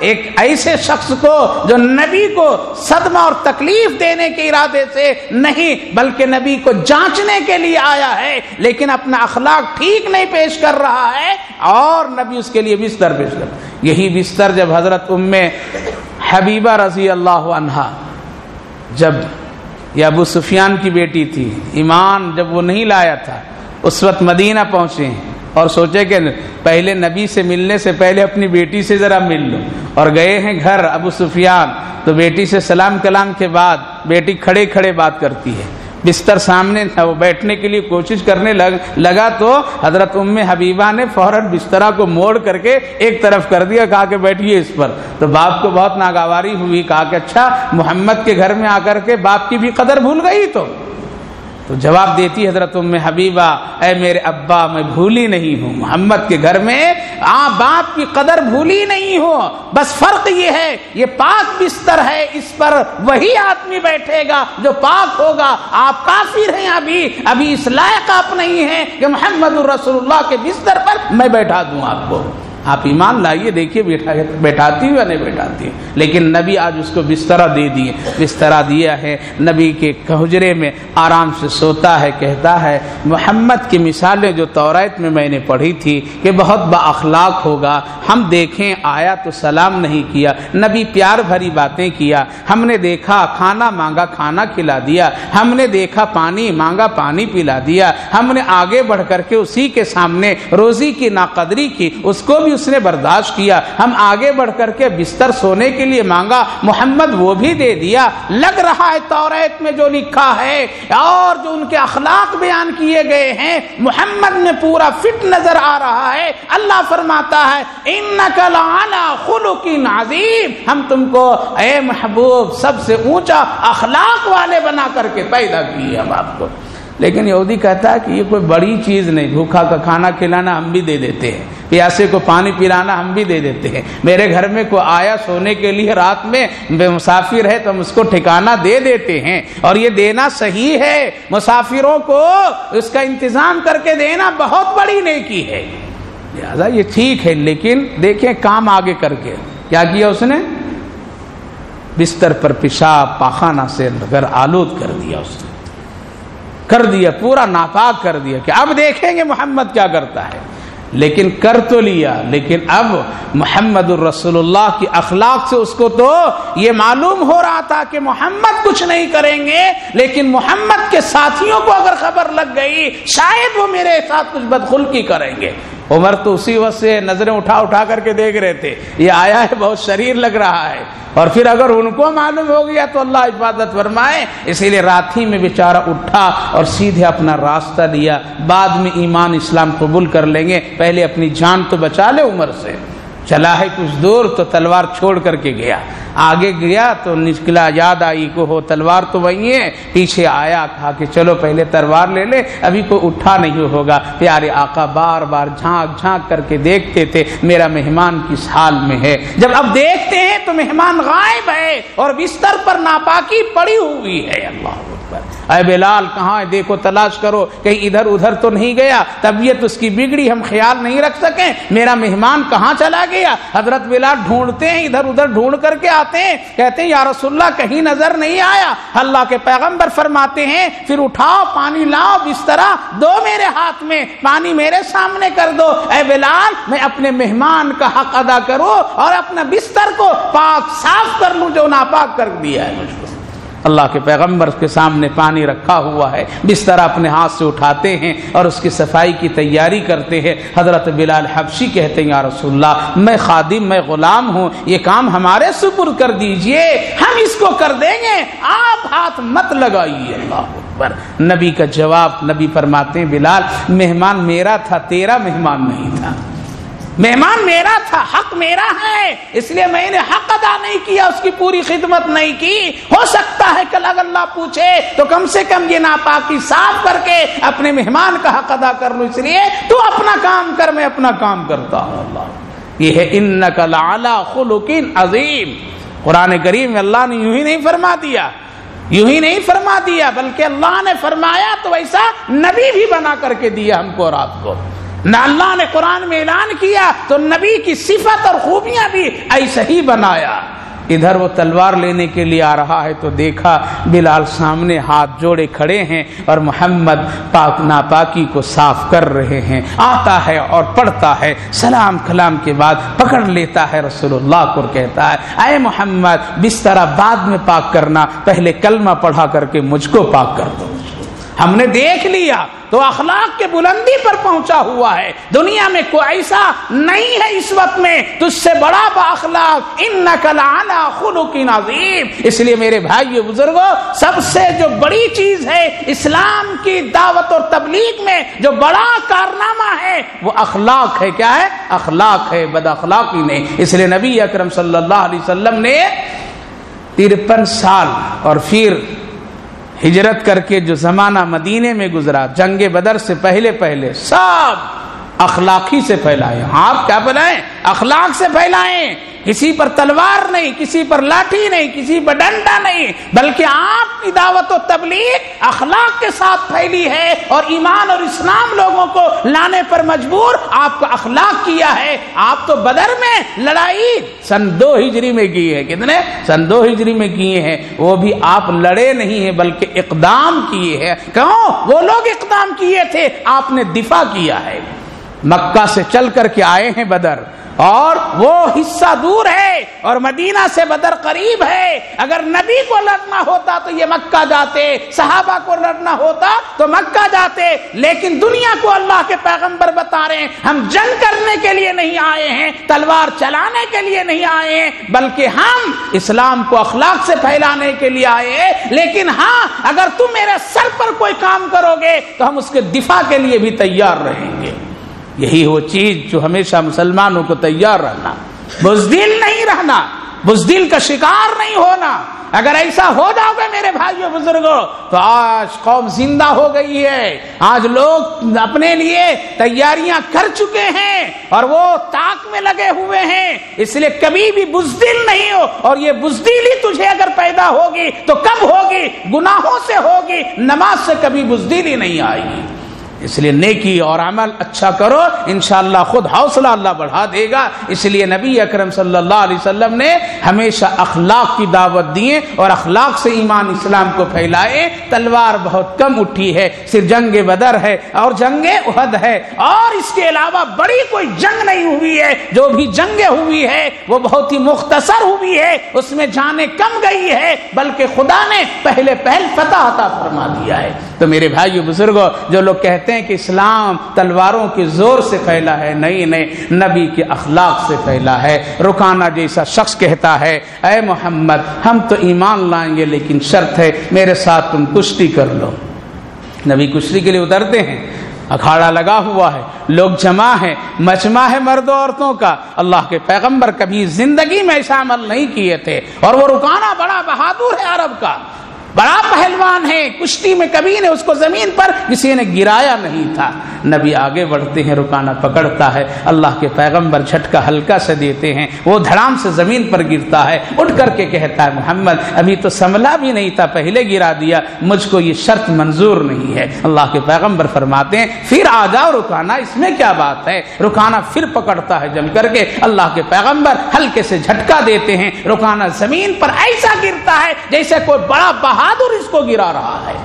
گرتا پھر کہتا ابھی تو میں نے داؤ پیچ استعمال ہی نہیں کیے تھا، اس سے پہلے آپ گرا دیے، یہ بھی مجھ کو منظور نہیں. ہم اور آپ ہوتے تو جھنڈا نعرے تکبیر کا لگا دیتے ہیں زندہ باد زندہ باد. لیکن نبی باخلاق ہے، نبی باخلاق ہیں، رسول اللہ باخلاق ہیں، ایمان اسلام حق پر ہے. اسی لیے فوراً کیا کہتے ہیں اے رکانہ آؤ ایک بار اور کر لو. رکانہ پھر بڑھتا اور بڑھ کر کے جم کر کے پکڑتا. نبی 3 مرتبہ پوچھتے ہیں، جب اس نے کہا کہ ہاں تو نبی اسی طرح ہلکے سے جھٹکا دیتے ہیں اور رکانہ دھڑام سے زمین پر گرتا ہے. اٹھتا اور کہتا اے لوگوں دیکھنے والوں، محمد نہیں گرا رہا ہے، محمد کا خدا مجھ کو گرا رہا ہے. جس طرح میں نے محمد کو اکھاڑے میں لایا، سب کے سامنے لایا اور سب کے سامنے محمد رسول اللہ کو اس پوزیشن میں لایا کہ محمد کبھی اکھاڑے اور کشتی کے لیے نہیں دے گئے ہیں، بلکہ ان کے سر پر اللہ نے نبوت اور تاج رکھا ہے. لیکن ہم دوسرے رخ میں لائے ہیں. جس طرح سب نے دیکھا محمد کو، اسی طرح لوگوں سب دیکھ لو کہ آج میں محمد کے ہاتھ پر کلمہ لا الہ الا اللہ پڑھ رہا ہوں. اللہ اکبر. یہ کیا ہے؟ یہ تلوار ہے یا اخلاق ہے؟ اتنا سننے کے باوجود ہاں ہوں کچھ نہیں بولتے ہیں آپ لوگ. ہیں روزہ ہے کیا؟ روزہ ہے. حیدرآباد والوں کی طرح آپ لوگ ہو گئے لگ رہا. حیدرآباد میں پوچھو ہاں تو وہ ایسے ہلاتے ہیں، اور ہم لوگ کیسے ہاں کو ایسے ہلاتے، کیسے ایسے ہلاتے. ہاں کے مطلب سر ہلا دیے ہاں، اور وہاں ہاں کو ایسے. تو ایک استاد یو پی سے پہنچ گئے پڑھانے کے لیے بچے کو. اب بچے سے حضرت پوچھ رہے ہیں بھائی یاد ہوا؟ تو وہ کہہ رہا ہے، استاد سمجھ رہا ہے ابھی تک یاد نہیں ہوا اس کو. وہ کہہ رہا ہے ہاں کہہ رہا ہے، لیکن استاد کیا سمجھ رہا ہے؟ نہ سمجھ رہا ہے، الٹا. پھر پوچھا یاد ہوا؟ بہت پریشان حضرت. پھر پوچھا یاد ہوا؟ دھڑام دھم اوپر پٹائی شروع ہو گئی. اب پٹائی شروع ہوئی تو بہت پریشان، بھاگا ماں کے پاس، باپ کے پاس گیا. دیکھیے حضرت نے بہت پٹائی کر دی ہم کو. کیا بیٹا سبق یاد نہیں کیا تھا؟ نہیں ہم کو سبق یاد ہے، پکا یاد ہے، آپ سن لیجئے. کیوں ہم کو ماریں گے؟ اللہ. ماں باپ آ جاتے ہیں نا اور جلدی آ جاتے ہیں. مکتب میں ذرا سا کچھ ہو جائے سمجھیے استاد پر ٹوٹ پڑیں گے لوگ. اور اگر ان کو بولو کہ غیر حاضری تیرا بچہ 1 ہفتہ سے کر رہا ہے تو نہیں آئیں گے، کبھی بھی نہیں آئیں گے، کبھی بھی نہیں آئیں گے. یہ فرق ہے دینی تعلیم کا، یہ فرق ہے انگریزی تعلیم کا. وہاں اگر بلا دے تو ماں باپ ہاتھ جوڑ کر کے کھڑے ہو جائے. یہاں اگر بلا لیا جائے تو جاؤ، چندہ دیتے ہیں نہیں جی دیتا ہوں اسی لیے پڑھاتے ہو، جاؤ پڑھاؤ، پڑھانا ہے تو پڑھاؤ، نہیں تو جاؤ اپنا کام کرو. تم قرآن کے سامنے اس طرح کے جملے استعمال کرو گے اللہ اکبر. حضرت امام محمد رحمت اللہ علیہ، حضرت امام ابو حنیفہ کے خدمت میں باپ لا کر کے رکھ دیتا ہے کیا کرتا ہے؟ لا کر کے پیش کر دیتا ہے، اس کو پڑھائیے سکھائیے۔ باپ ایک مرتبہ جمعے میں آتا ہے، حضرت امام ابو حنیفہ رحمۃ اللہ علیہ وضو فرماتے ہیں، حضرت امام محمد پانی اوپر سے ڈالتے ہیں اور پیروں پر ڈال رہے تھے، امام محمد پانی ڈالتے ہیں، حضرت امام ابو حنیفہ رحمۃ اللہ علیہ اپنے ہاتھ سے دھوتے ہیں۔ باپ نے دیکھا اور دیکھ کر کے کہا، اے حضرت امام ابو حنیفہ، میرے بیٹے کو آپ نے خراب کر دیا۔ حضرت امام ابو حنیفہ ڈر گئے، اللہ اس کو اتنی محنت سے پڑھا رہا ہوں، باپ کہہ رہا کہ خراب کر دیا۔ کہا کہ کیا ہوا؟ کہا کہ کیا ہوا؟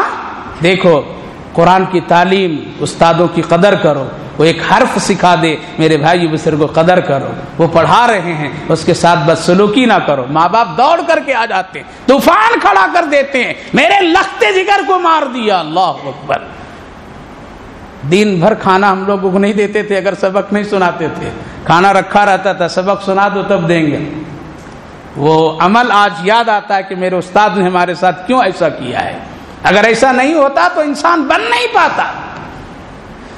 کیا ہوا حضرت، کیوں غصہ ہو رہے ہیں؟ کہا کہ میرے بیٹے کو آپ نے خراب کر دیا۔ کیوں؟ کہا کہ یہ آپ پر پانی ڈال رہا تھا، حق تو یہ تھا کہ یہ آپ کا پیر بھی ہاتھ سے دھوتا تب یہ سلیقہ مند ہوتا تھا۔ یہ پانی کیوں ڈال رہا ہے؟ پیر بھی یہ دھونا چاہیے تھا، اگر یہ دھلے گا تبھی یہ صحیح ہوگا، اوپر سے پانی ڈال رہا ہے تو یہ ٹھیک نہیں کر رہا ہے۔ کون کہہ رہا ہے؟ باپ کہہ رہا۔ آج اگر کسی بچے سے کوئی استاد ذرا سا ایسا کر دے، اللہ اکبر، طوفان کھڑا کر دیں گے، بدل دو کمیٹی، بدل دو مدرسہ، ختم کر دو، کچھ نہیں ہوتی۔ اللہ، اسی لیے علم کے نور بھی نکلتا جا رہا ہے۔ تو ماں باپ سب آ گئے، کیوں حضرت کیوں مارے؟ تو حضرت نے کہا کہ بھائی اس کو اتنی محنت سے پڑھا رہا ہوں، رٹا رہا ہوں، بار بار یاد دلا رہا ہوں، اور جب میں پوچھتا ہوں یاد ہو گیا تو کہتا نہیں یاد ہوا۔ کہا کہ حضرت سن کر کے دیکھیے اس کو یاد ہو گیا، یہ ہاں کہہ رہا، آپ نہ سمجھ رہے ہیں۔ کہا کیوں؟ پوچھئے یاد ہوا؟ تو یہ کہہ رہا نہیں کہہ رہا، سر ایسے ہلا رہا ہے، اگر یاد ہوتا تو ایسے ہلاتا۔ اللہ اکبر۔ فرق دیکھیے، کہیں کہیں کا جائیے تو پہلے وہاں کے مزاج سے واقف ہو جائیے، کیا ہے جہاں رہنا ہے آپ کو وہاں کے ماحول سے واقف ہو جائیے۔ ہم کو سواری پر جانا ہے تو ڈرائیور کیسا ہوگا، کیا کہے گا، نہیں ورنہ ادھر کی گاڑی ادھر چلا دے گا، پریشانی ہو جائیں گے۔ اس لیے حالات کو بہت باشعوری طریقے سے رہنا چاہیے۔ تو میرے بھائیو بزرگوں، استاد کہتا ہے میری یہاں پر غلطی یہ ہو رہی ہے، میرے علاقے میں ہاں ایسے ہوتا ہے، آپ کے علاقے میں ہاں ایسے ہوتا ہے، بس فرق ہے، سمجھوتا ہوا۔ تو آپ بھی کبھی منڈی ایسے سے ہلائیے تو میں سمجھوں ہاں سمجھ رہے ہیں، سمجھ رہے ہیں، ورنہ یہ سمجھیں کہ پتہ نہیں کیا ہو رہا ہے۔ اللہ اکبر۔ حضرت نبی اکرم صلی اللہ علیہ وسلم جھلکا دیتے ہیں اور گرتا ہے زمین پر، رکانا ہاتھ پر ایمان لاتا ہے۔ اخلاق ہے یا کیا ہے؟ تلوار اخلاق ہے۔ بہت حوصلے سے کہو، اسلام اخلاق سے پھیلا ہے اور تلوار سے، زور سے نہیں پھیلا ہے، کسی کے دباؤ سے نہیں پھیلا ہے، خوشی سے اسلام پھیلا ہے، پھیلتا رہے گا، اتنا پھیلے گا کہ دنیا دیکھتی رہے گی روکنے والے کہ اسلام کہاں سے کہاں جا رہا ہے۔ تو میرے بھائی بزرگوں، اللہ نے فرمایا انک لعلی خلق عظیم۔ اس کے بعد بہت ساری صورتیں، سورۃ الحاق ہے، اس میں جنت جہنم کا تذکرہ۔ اللہ نے فرمایا جہنمیوں کو احترام سے نہیں لے جایا جائے گا جہنم، کیسے لے جایا؟ فخذوه فغلوه ثم الجحیم صلوا ثم فی سلسلۃ ذرعها 70 ذراع۔ اللہ اکبر۔ اللہ کا انداز اور رخ ایسا ہے، پکڑو فرشتوں اس کو اور پکڑ کر کے گھسیٹتے ہوئے لے جا کر کے جہنم میں ڈال دو۔ ادب سے نہیں، احترام سے نہیں، یہ مجرم بن کر کے آئے ہیں، مجرم بن کر کے آئے ہیں۔ دنیا میں بڑی مہلت اور چھوٹ میں نے دیا ہے، اللہ نے سورہ الحاق میں بیان فرمایا ہے۔ اس کے بعد سورہ معارج، سورہ نوح، اس کے بعد ایک سورۃ الجن۔ پوری سورت کا کہیں بھی نام انسان نہیں ہے، لیکن ایک سورت اس کے بعد ایک سورت آ رہی سورۃ الدہر۔ نبی نے فرمایا اس کا نام بھی کیا ہے؟ اس کا نام بھی انسان ہے، انسان کی صورت۔ جناتوں کے نام سے ایک سورت، جیسے سورہ رحمان میں تفصیل بتائی تھی، اسی وقت یہ سورۃ الجن نازل ہوئی تھی۔ اس کے بعد پھر ایک سورۃ القیامہ۔ اس قیامہ میں اللہ اکبر، اللہ نے فرمایا جو تم سورج اور چاند دیکھ رہے ہو یہ دونوں کبھی ایک ساتھ مل جائیں گے۔ سورج اور چاند کبھی ایک ساتھ ملا ہے؟ سورج جب نکلتا ہے تو چاند چاند رخصت ہو جاتا ہے، اور جب چاند نکلتا ہے تو سورج وہاں سے رخصت ہو جاتا ہے۔ اللہ فرما رہا ہے اس سورت پاک میں کہ ایک زمانہ تم ایسا دیکھو گے کہ سورج اور چاند دونوں ایک ساتھ داخل ہو جائیں گے۔ خسف القمر، آگے کچھ بھی نہیں، یا جہاں سے نکلتے تھے الگ الگ سے وہ ایک ہی ساتھ مل کر کے نکلیں گے۔ قرآن یہاں سے ان لوگوں کی عقل کو تردید کر دیا جو لوگ یہ کہتے ہیں چاند سورج سے چمکتا ہے۔ دن میں سورج نکلتا ہے، اس کی لائٹ کھینچ کر کے لیتا ہے، اور پھر کیا ہوتا ہے؟ رات میں چاند چاندنی بن کر کے کھلتا ہے، یعنی چارج ہوتا ہے۔ یہی کہنا تم قرآن کیا کہہ رہا کہ نہیں، دونوں کا مقصد الگ ہے۔ اگر دونوں کا ایسا معاملہ ہوتا تو ایک وقت ایسا نہیں آئے گا کہ چاند اور سورج دونوں مل میں جائیں گے، بلکہ دونوں کی اثر اور تعلق الگ الگ ہے۔ یہ کب ہوگا؟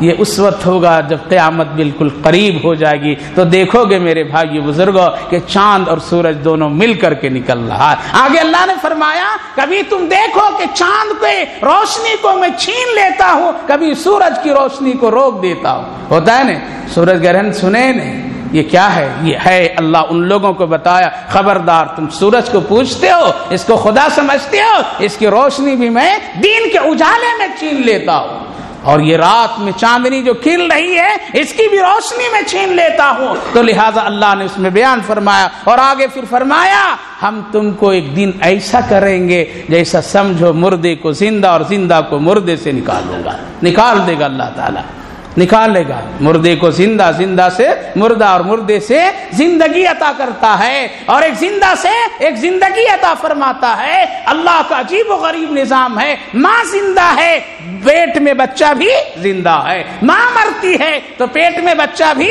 مر جاتا ہے۔ کیا کبھی ایسا بھی ہوتا ہے کہ ماں مر جائے اور بچہ زندہ رہ سکتا ہے؟ آج کے سارے ڈاکٹر کہتے ہیں کہ نہیں ہو سکتا ہے، ماں زندہ رہے گی تبھی کیا ہوگا؟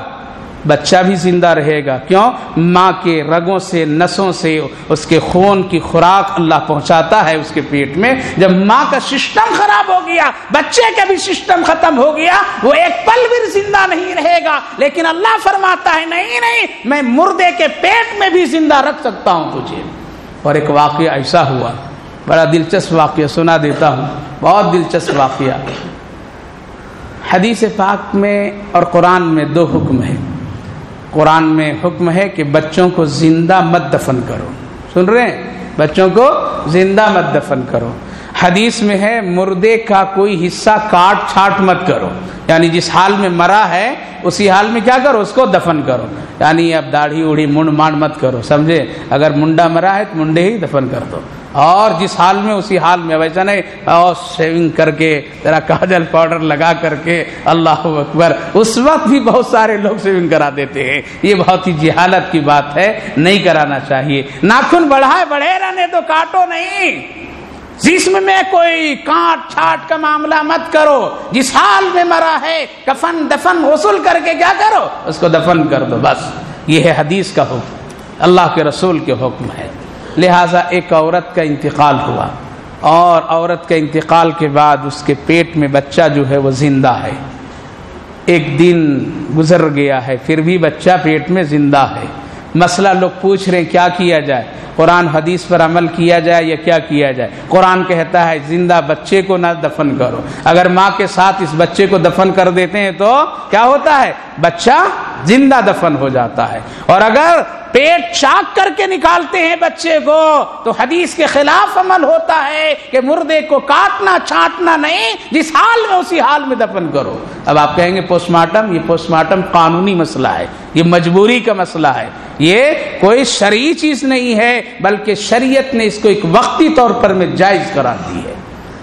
تو دو طبقے آ گئے وہاں پر، کیا ہو گئے؟ دو طبقے آ گئے۔ دو طبقے میں حضرت امام ابو حنیفہ رحمۃ اللہ علیہ کی جماعت، اور ان کا مسلک یہ کہنے لگا کہ نہیں، بچے کو پیٹ چاک کر کے نکالو، ہم قرآن پر عمل کریں گے۔ کس پر؟ قرآن پر عمل کریں گے۔ دوسرے لوگ کہا کہ نہیں، مردہ کو نہیں کاٹ چھاٹ کرنا چاہیے، اسی لیے کیا کرنا چاہیے؟ زندہ ہی دفن کر دینا چاہیے، ماں کے تابع بچہ ہوتا ہے، اسی لیے اس کو بکری ذبح کیا، یا بکری مر گئی پیٹ میں بچہ زندہ ہے کیا کریں گے؟ حکم یہ ہے بکری کے پیٹ چاک کر کے زندہ بچے کو باہر نکالو۔ کیا یہ بچہ حلال ہے یا حرام ہے؟ حلال ہے یہ بچہ، کیوں؟ اس کی زندگی ابھی ہے، زندگی ابھی اس کی ہے۔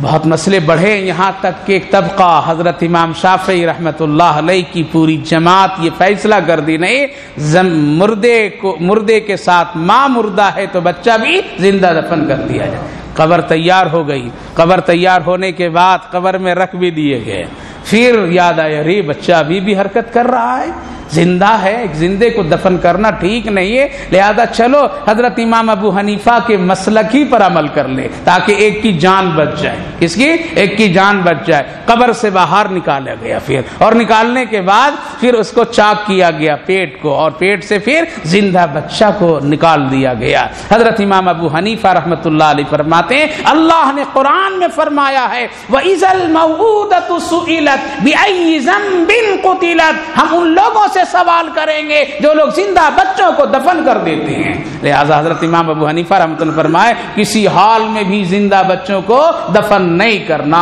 وہ لوگ بڑے مجرم ہیں جو ماں کے پیٹ میں بچیوں کو قتل کر دیتے ہیں۔ علماء کرام لکھتے ہیں جیسے زمین پر زندہ آ جانے کے بعد اگر کوئی چھوٹی عمر کا یا بڑی عمر کا قتل کرتا ہے اس کا بھی جرم وہی ہے جو ماں کے پیٹ میں کوئی زندہ بچی کو قتل کرتا ہے۔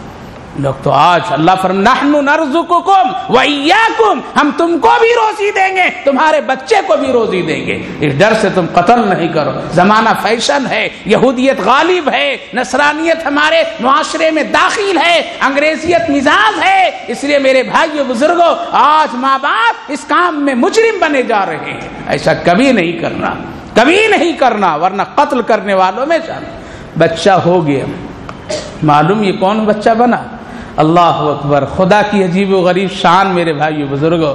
یہ بچہ پڑھا لکھا، یہ کون ہے؟ یہ حضرت امام شافعی رحمۃ اللہ علیہ کی بہن سگی ہے۔ کون؟ جو مر گئی ہے اور پیٹ میں بچہ ہے۔ حضرت امام شافعی کہتے ہیں ہم حدیث پر عمل کریں گے اس لیے دفن کر دو، لیکن جب قبر میں رکھ دیے تو لوگوں نے کہا امام شافعی حضرت امام ابو حنیفہ کے مسلک پر عمل کر لو، بچے کی جان بچ جائے گی۔ حضرت امام شافعی رحمۃ اللہ نے کہا چلو اچھا انہی کے مسلک پر عمل کر لیں۔ پتہ چلا کہ مسلک میں کوئی لڑائی نہیں ہے، مسلک میں کوئی جھگڑا نہیں ہے۔ حضرت امام شافعی حضرت امام ابو حنیفہ کے قبر پر پہنچتے ہیں، فاتحہ پڑھنے کے لیے ان کی مسجد میں نماز پڑھتے ہیں، برابر وہ رفع یدین کرتے تھے، لیکن آج حضرت امام ابو حنیفہ کے مسجد میں نماز پڑھتے ہیں تو رفع یدین روک دیتے ہیں اور حنفی المسلک کے طرح نماز پڑھتے ہیں۔ شاگردوں نے پوچھا حضرت برابر رفع یدین کے ساتھ نماز پڑھا ہے، یہاں آ کر کے کیوں نہیں رفع یدین کیا؟ حضرت نے جواب دیا تجھے معلوم نہیں ہے جو اس قبر میں سو رہا ہے وہ امام ابو حنیفہ ہیں، ان کے مسلک میں رفع یدین نہیں ہے، ہم یہاں آ کر کے انہی کے مسلک پر عمل کیا تاکہ ان کو میری ذات سے کوئی تکلیف نہ ہو۔ ایسے لوگ تھے، مسلک میں جھگڑے نہیں ہیں۔ اگر کوئی رفع یدین اور کسی دوسرے مسئلے کے بارے میں جھگڑا کرتا ہے تو اس نے مسلک کو سیکھا نہیں ہے، وہ بھی جائز ہے، یہ بھی جائز ہے، اس کو بھی غلط نہ کہو، اس کو بھی غلط نہ کہو۔ نبی کی نماز کی 4 حالتیں ہیں، ان 4 حالتوں میں آخری حالت حضرت امام ابو حنیفہ نے اپنایا ہے اور بیچ کی حالت حضرت امام شافعی، امام احمد بن حنبل اور مالک نے اپنایا ہے۔ اسی لیے کوئی رفع یدین کرتے ہیں وہ صحیح کرتے ہیں اور جو نہیں کرتے ہیں وہ بھی صحیح کرتے ہیں، دونوں اپنی جگہ ٹھیک ہے، لیکن کرنے والا نہ کرنے والے کو برا اگر کہتا ہے تو یہ بڑا شریر ہے اور مسلک میں اختلاف پیدا کرنے والا ہے۔ میرے بھائیو بزرگوں، اس لیے مسلک میں کبھی ٹکراؤ نہیں ہے۔ آج ہم لوگ مسلک میں ٹکراؤ جاتے ہیں، مسلک میں ٹکراؤ نہیں ہے۔ حضرت امام شافعی کی بہن بچہ ہوا تو کون بنا؟ پھر بھی کچھ نہیں بول رہے، آپ لوگ نہیں جانتے ہیں؟ بہن ہے تو بچہ کون ہوگا؟ ماموں بنے گا۔ ارے بہن کے بیٹا کیا ہوتا ہے؟ آپ لوگوں کو کوئی بھی نہیں کیا بولیے ذرا، بیداری کا ثبوت دے گے ذرا۔ بھانجا ہوا، کون ہوا؟ یہ حضرت امام شافعی رحمۃ اللہ علیہ کا بھانجا ہوا، چھوٹا سا بڑھا پلا، آگے عمر بڑھی، کتاب کھولنے لگا، پڑھنے لگا حضرت امام شافعی سے۔ ایک دن یہ مسئلہ آ گیا سامنے کہ اگر ماں مر جائے اور بچہ پیٹ میں زندہ ہو تو کیا کیا جائے؟ ماموں نے کہا کہ اس کو حدیث کے مطابق زندہ دفن کر دینا چاہیے۔ حضرت امام ابو حنیفہ کے مسلک کو پڑھا، کہا کہ نہیں، مردہ کے ساتھ بچے کو دفن نہیں کرنا چاہیے بلکہ پیٹ چاک کر کے نکال دینا چاہیے۔ کسی نے کہا کہ پتہ ہے تم کو، تم جو زندہ ہوئے ہو قبر سے نکل کر کے حضرت امام ابو حنیفہ کے مسلک پر نکلے ہو، اگر ماموں کے مسلک پر رہتے تو دفن ہو گیا رہتا تیرا کام۔ کہا کہ ہاں ایسا میرے ماموں نے ایسا فتویٰ دے دیا تھا، ہاں ایسا فتویٰ دے دیا گیا تھا، قبر میں تجھ کو لوگ اتار دیے تھے، لیکن حضرت امام ابو حنیفہ کے مسلک کی بنیاد پر پھر باہر نکالے گئے، اور نکالنے کے بعد آج تو اتنا بڑا عالم دین بن رہا ہے۔ کہا کہ اگر ایسا ہے تو ہم شافعی نہیں رہیں گے بلکہ ہم حنفی بن جاتے ہیں، اور حضرت امام ابو حنیفہ کے مسلک کو اختیار کیا۔ اللہ اکبر، اللہ اکبر۔ ایک کتاب لکھتے ہیں وہ امام طحاوی بنتے ہیں، وقت کا کون؟ امام طحاوی بنتے ہیں۔ آج دارالعلوم دیوبند ہی نہیں بلکہ دنیا کے جو بھی ایسے مدارس ہیں جہاں پر حدیث کی کتابیں پڑھائی جاتی ہے اور عالم بنائے جاتے ہیں، اس کتاب کے پڑھے بغیر کوئی عالم نہیں بن سکتا ہے۔ اللہ اکبر۔ ترجمان ہے اس کتاب میں، تمام مسلک حنفی کے سارے مسئلے کو مدلل بیان کیا ہے۔ میں یہ عرض یہ کر رہا ہوں میرے بھائیو بزرگوں، خدا جب چاہتا ہے قبر سے زندہ کرتا ہے، اور کیا کرتا ہے؟ وقت کا امام بنا دیتا ہے۔ اگر ہم اور آپ زندہ بھی بن کر کے زمین پر پھریں گھومیں، ماں باپ بڑے شاندار ہیں، اور اگر کلمہ بھی ٹھیک پڑھنا نہیں آیا تو اس سے بڑا بدنصیبی اور کیا ہو سکتا ہے؟ اللہ نے اس سورت پاک میں اسی طرف اشارہ کیا، میری قدرت تو یہ ہے کہ میں زندوں کو مردوں کو زندہ بنا دیتا ہوں، تم ہوشیار ہو جاؤ، ایک دن میں تجھے ایسا کروں گا، ایسا کروں گا۔ اللہ رب العالمین نے آگے پھر سورہ مزمل، سورہ مدثر، یہ دو سورتیں بہت ہی ہو گیا، 11 بج گئے،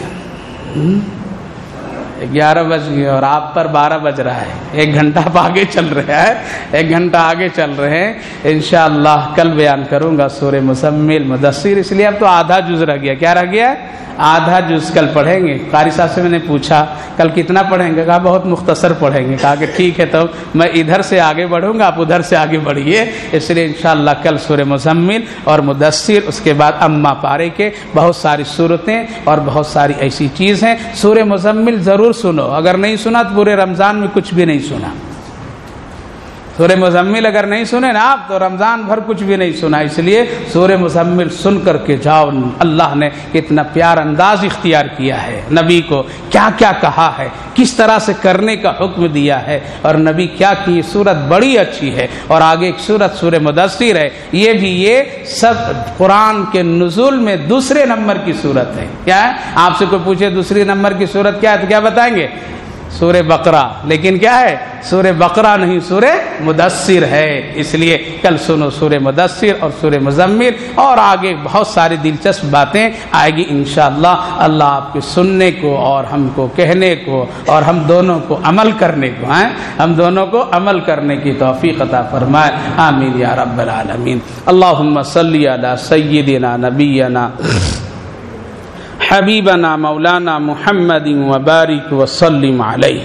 اللہم ربنا آتنا فی الدنیا حسنۃ وفی الآخرۃ حسنۃ وقینا عذاب النار۔ اے اللہ، ہم سب بہت گنہگار ہیں، خطا کار و سیاہ کار ہیں، نافرمان ہیں، دین کے اجالے میں، رات کی تاریکیوں میں چلتے پھرتے اٹھتے بیٹھتے، جانے انجانے نہ جانے کتنی غلطیاں گناہ ہوئے ہیں۔ اے اللہ، ہم گناہ کرتے کرتے نہیں تھکے ہیں اے اللہ، لیکن تو رحمت اور برکت سعادت عطا کرتے ہوئے کبھی آپ مجبور بھی نہیں ہوئے ہیں۔ ہم جیسے گنہگاروں پر بے شمار رحمتیں، برکتیں، سعادتیں آپ عطا کرتے ہیں۔ اے اللہ، آپ کا احسان ہے، آپ کا کرم ہے، آپ کی مہربانی ہے، آپ کی توفیقیں ہیں، اس لیے اللہ ہم سب اس وقت جمع ہیں تیرے گھر میں۔ اے اللہ، ابھی نماز تراویح میں تیرا کلام سنا، تیرا قرآن سنا، تیری کتاب سنا۔ اے اللہ، بڑی اچھی ہے، بڑی شاندار ہے، اس جیسی دنیا میں کوئی کتاب نہیں، اس جیسا کوئی حکم نہیں۔ اے اللہ، یہ ہمیشہ رہنے والا کلام ہے، اس پر کبھی فنائیت نہیں، یہ کبھی ختم ہونے والا نہیں ہے۔ اے اللہ، جس طرح آپ کی ذات ہمیشہ ہے، آپ کا کلام بھی ہمیشہ سے ہے۔ اے اللہ، ہم سب گنہگار ہیں، خطا کار ہیں، سنے ہیں اللہ، اس کی برکتوں سے ہم سب گنہگاروں کے گناہوں کو معاف فرما دیجیے۔ اے اللہ، ہم سب کی غلطیوں کو درگزر فرما دیجیے، لغزشوں کو درگزر فرما دیجیے، آئندہ بچنے کی توفیق توفیق عطا فرمائیے۔ اے اللہ گمراہی اور ضلالت سے ہم سب کی حفاظت فرمائیے۔ اے اللہ گمراہی اور ضلالت سے ہم سب کی حفاظت فرمائیے، نیکیوں کی توفیق عطا فرمائیے، برائیوں سے حفاظت فرمائیے۔ اے اللہ نیکیوں کے راستے کو اتنا آسان بنا دیجئے، اے اللہ جو نہ چاہیں پھر بھی وہ نیکی کر لے، اور گناہ کے راستے اتنے سخت کر دیجئے کہ چاہنے کے باوجود بھی اس کو نہ کر سکیں۔ اے اللہ خیر اور شر تیرے ہاتھ میں ہے، تو جیسا فیصلہ فرماتا ہے اے اللہ اسی طرح زمین پر اس پر عمل ہوتا ہے۔ اے اللہ ہم سب پر خیر کے فیصلے فرما دیجئے، اے اللہ ہم سب پر رحم و کرم کے فیصلے فرمائیے۔ اے اللہ ہماری زندگی تو بڑی تاریک ہے، اے اللہ ضلالت کے اندھیروں میں ڈوبی ہوئی ہے، اے اللہ دور دور تک کے ایمان میں کوئی قوت نظر نہیں آتی ہے، اے اللہ اخلاق ہم سب کے بگڑے ہوئے نظر آتے ہیں، زبان خراب ہے، آنکھیں گندی ہے، اے اللہ سننے سنانے کا ماحول ٹھیک نہیں ہے، اے اللہ ہر طرح سے برائیاں چھائی ہوئی ہے، گھر باہر یکساں نظر آتا ہے۔ اے رب کریم ایسی گمراہی اور ضلالت میں ایمان کا بچانا بہت مشکل نظر آتا ہے، اے اللہ آپ ہی بچا سکتے ہیں، اے اللہ آپ ہی کی توفیق سے ایمان بچ سکتا ہے اور مرنے کے وقت تک کہ اس کی نصیب اور توفیق مل سکتی ہے۔ اے اللہ اگر ایسا نہیں ہوا تو بڑا مشکل نظر آتا ہے، اے اللہ ہم سب کے خیر کے فیصلے فرمائیے، رحم و کرم کے فیصلے فرمائیے، اے اللہ ان تمام عذاب سے، تمام مشکلات سے، تمام بلاؤں سے ہم سب مسلمان بھائی بہنوں کی حفاظت فرمائیے۔ اے اللہ ہم اس زندگی کو ہمیشہ کی زندگی سمجھ بیٹھے ہیں، جبکہ ایسا نہیں بنایا ہے آپ نے۔ ایک دن مرنا بالکل طے ہے اللہ، اے اللہ ایک دن مرنا بالکل طے ہے، تو نے کسی کو نہیں چھوڑا ہے، بڑے بڑے اللہ اے اللہ نبیوں رسولوں ولیوں قطب ابدال سب کو آپ نے بلا لیا ہے۔ ہم لوگ کیا ہیں لیکن پھر بھی اس کو ہمیشہ کی زندگی سمجھ کر کے زندگی گزار رہے ہیں۔ بھول گئے ہم لوگ موت کو، بھول گئے اس کفن کو، بھول گئے ہم غسل کو، اے اللہ بھول گئے وہ انسان کہ ایک دن مرے گا اور مرنے کے بعد لوگ اس کو ایک جگہ ڈال دیں گے۔ ہائے ہائے وہ انسان کل چلتا تھا دوڑتا تھا، آج بھی یار و مددگار وہ پڑا ہوا ہے۔ اے اللہ کل یہ انسان خود نہاتا ہوتا تھا، آج یہ محتاج بن کر کے پڑا ہوا ہے۔ اے اللہ کل یہ بڑی قیمتی جوڑے پہنتا تھا، آج اس کے لیے بہت کم قیمت کے کپڑے لایا جا رہا ہے۔ اے اللہ یہ سب بھول گیا ہے انسان، اللہ موج و مستی کی زندگی میں پڑا ہوا ہے۔ اے اللہ اب اس انتظار میں ہے، اے میرے رشتہ داروں تو ہماری مغفرت کی دعا پڑھ دو۔ اللہ انسان اتنا مجبور ہے، اللہ آپ نے اتنا اس کو کمزور بنایا ہے، ہم سب کو اتنا لاچار اور کمزور بنایا ہے، تیری توفیق سے چلتے پھرتے ہیں، بولتے کھاتے پیتے ہیں، اے اللہ تیری نعمتوں کا شکر ادا نہیں کرتے ہیں۔ آج وہی انسان مردہ پڑا، ہائے ہائے جو کل چل پھر کر کے کسی کے نماز جنازہ پڑھتا تھا آج اس کی پڑھ دی جا رہی ہے۔ اللہ اتنا کمزور ہے، ہائے ہائے شاندار محل سے نکل کر کے اے لوگوں کہاں لے جا رہے ہو کہہ رہا ہے مردہ۔ ہائے ایسی زمین پر جہاں کوئی بولنے والا نہیں، جہاں کوئی دل لگانے والی چیز نہیں، جہاں کوئی چھت اور مکان نہیں، جہاں کوئی پلاننگ سے تیاری نہیں، یا اللہ وہ کیڑے مکوڑوں کے گھر میں انسان بے دردی سے اپنے لوگوں کو قبر میں ڈال دیتا ہے۔ اللہ تنہائی کی وہ زندگی ہوگی، نہ روشنی نہ پانی ہوگی، نہ کوئی اور ایسا مسئلہ ہوگا۔ اے اللہ ہم سب اس کو بھول گئے ہیں، ہم سب بھول گئے ہیں۔ اے اللہ اگر بھولتے نہیں تو پھر گناہ ہم لوگ نہیں کرتے، آپ کو یاد کرتے، آپ سے محبتیں کرتے۔ اے رب کریم اس قبر کی تنہائی سے ہم سب کی حفاظت فرمائی۔ اے اللہ وہاں کی عذاب سے رسول اللہ بھی ڈرتے تھے، حضرت عثمان غنی کی داڑھی تر ہو جاتی تھی، اللہ روتے روتے بے دم ہو جاتے تھے۔ نبی کہتے تھے لوگوں اگر تم کو میں بتا دوں یہاں کے عذاب کو تو اپنے بھائیوں کو جنگل میں پھینک دو گے۔ اللہ بڑا خطرناک معاملہ ہوگا، کون بچائے گا؟ نہ نیکی ہوگی ہمارے پاس، نہ کوئی عمل اچھا ہوگا۔ اے اللہ سوائے تیری مدد کی اور کوئی بھی نہیں بچا سکتا، اے اللہ کوئی نہیں بچا سکتا۔ اے اللہ ہم سب کے لیے خیر کے فیصلے فرما دیجئے، زندگی کو سمجھنے کی توفیق عطا فرما فرمائیے اے اللہ اتنا نہ بدل جائیں ہم لوگ کہ تیرے دین اور تیرے نبی کے راستے سے بھٹک جائیں۔ آج بھٹکے ہوئے ہیں، کوئی پکڑنے والا نہیں ہے، کوئی پکڑ کر کے چلانے والا نہیں ہے۔ اے اللہ ہم سب کی دستگیری فرما دیجئے، اے اللہ ہدایت پر چلا دیجئے، گمراہی ضلالت سے بچا دیجئے، مشکلات کی زندگی سے بچا لیجئے، حوادثات کی زندگی سے بچا لیجئے، فقر و فاقہ اور لاچاری مجبوریوں سے بچا لیجئے۔ اے اللہ خیر کے فیصلے فرمائیے، وہ مہلکات بیماریاں جس سے انسان پریشان ہو جاتا ہے، جس سے گھر والے پریشان ہو جاتے ہیں، بچے پریشان ہو جاتے ہیں، اے اللہ ایسی بیماریوں سے ہم سب کی پوری پوری حفاظت فرمائیے۔ اے اللہ پوری پوری حفاظت فرمائیے، شفا عطا فرمائیے، صحت مندوں کی صحت کی سلامتی عطا کر دیجئے۔ اے اللہ اس وقت دنیا میں دشمن اسلام بہت تیز و تراری کے ساتھ اسلام کو مٹانے کی پوری درپے اور کوشش میں لگے ہوئے، ان کی نگاہ مسجدوں پر، مدرسوں پر، خانقاہوں پر، اللہ والوں پر، اے اللہ یہاں تک کہ اس کی ناپاک نگاہیں تیرے مقدس گھر بیت اللہ نبی کے روضے پر بھی پڑ رہی ہے۔ اللہ ہم سب کمزور ہیں، ناتواں ہیں، بس تیری طاقت ہی وہ ساری چیزوں کی حفاظت کر سکتی ہے۔ اے اللہ حفاظت فرما لیجئے، ان دشمنوں کے ظلم سے مسلمانوں کو بچا لیجئے، ان کے غلط تدبیروں سے ہم سب کی حفاظت فرمائیے۔ اے اللہ آپ ہی نے بتایا ہے وَانصُرْنَا عَلَى الْقَوْمِ الْكَافِرِينَ پڑھو۔ اللہ ہم سب مانگتے ہیں اس پر ہم سب کی مدد فرما دیجئے، کرم فرما دیجئے، رحم کا معاملہ فرما دیجئے۔ جہاں جہاں لوگ پریشان ہیں اور جو مسلمانوں کے سلسلے میں بدنیتی کے فیصلے رکھتے ہیں، ارادے اور جذبات رکھتے ہیں، فساد کی کوششیں کرتے ہیں، اے اللہ ان کی غلط تدبیروں سے سارے مسلمان بھائی بہنوں کی حفاظت فرما دیجئے، امن اور سکون عطا فرما دیجئے۔ اے اللہ امن اور سکون کے فیصلے فرمائیے، ہم سب کو ایک اور نیک بنا دیجئے، آپس میں متحد کر دیجئے۔ اے اللہ اخلاق درست فرما دیجئے، زبانیں سچی کر دیجئے، آنکھوں میں حیا پیدا فرما دیجئے۔